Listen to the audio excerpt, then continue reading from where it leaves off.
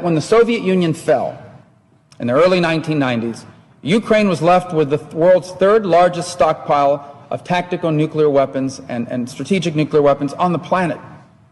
But they signed this agreement with the United States, the United Kingdom, and Russia that basically said, if you give up your nuclear weapons, we, these three countries that signed to this, will provide for your defense and assure you of your defense. And so Ukraine did that.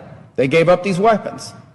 Well, now, this was signed in 1994, 20 years later, one of the three countries that signed that agreement hasn't just not provided for their defense, they actually invaded them.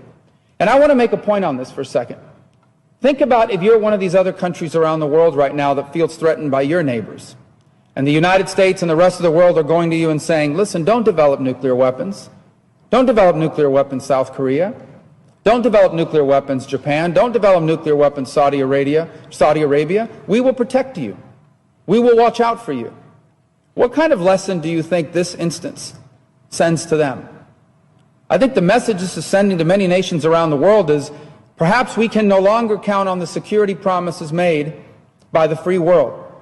Perhaps we need to start looking out for ourselves.